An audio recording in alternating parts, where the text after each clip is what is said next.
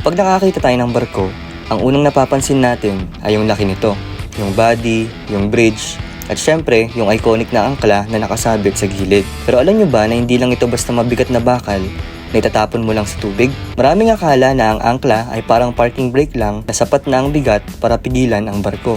Well, spoiler alert, mali po tayo doon. Bago tayo pumunta sa how, pag-usapan muna natin ang what. So ano nga ba ang angkla? Ang angkla ay isang mabigat na bakal na ginagamit para panatilihin nakapwesto ang barko sa isang lugar.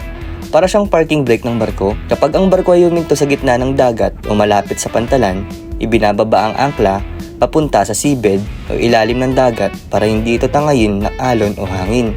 Most modern ships use what we call a stockless anchor.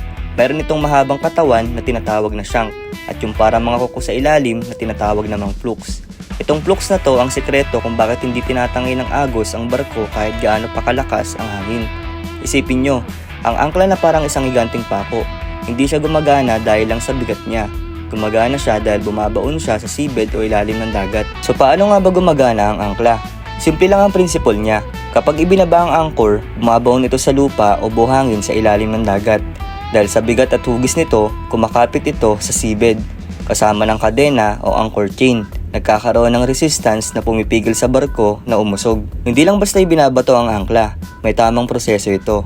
Daan-daan itong ibinababa habang minomonitor ng crew ang lalim ng tubig at ang kadena na inilalabas. So saan nga ba ginagamit ang angkla? Ginagamit ang angkla sa iba't ibang sitwasyon. Una, kapag naghihintay ang barko ng schedule para pumasok sa pantalan.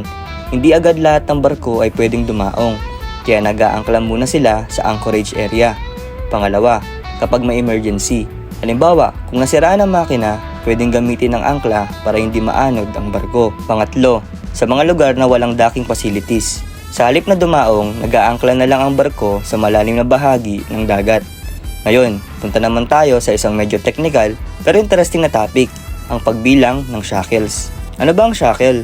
Ang shackle ay unit ng haba na ginagamit sa anchor chain. Hindi ito sinusukat sa meters lang. Ginagamit natin ang term na shackles. Ang isang shackle ay 15 fathoms o 27.5 meters. Karaniwan, ang mga malalaking barko ay may 10 hanggang 12 shackles ng kadena. Sobrang haba, di ba? Standard measurement ito sa maritime industry.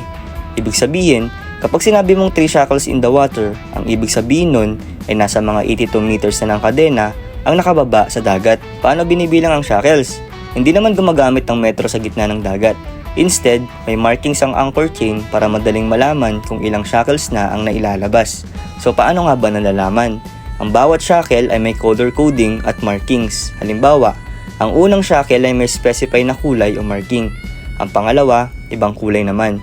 At tuloy-tuloy yan kada 27 meters. Bukod sa kulay, may mga detachable links o studs din na nagsisilbing visual indicator. Kapag dumaan ang marking sa windlass, yung machine na naglalabas ng kadena, alam ng crew kung pang ilang shackle na yun. Halimbawa, kung nakita nila ang marking ng ikalimang shackle, ibig sabihin 5 shackles na ang nailalabas. So more or less, 137 meters na ng chain ang nasa tubig.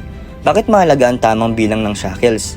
Importante ito dahil nakakaapekto ito sa stability ng barko habang nakaangkla. Kapag kulang ang chain, pwedeng bumitaw ang angkla. Kapag sobra naman, sayang sa effort at pwedeng magdulot ng complication sa pagangat nito. May tinatawag ding scope o ratio ng haba ng chain kumpara sa lalim ng tubig. Usually, mas mahaba ang chain kaysa sa depth para mas stable ang kapit ng angkla.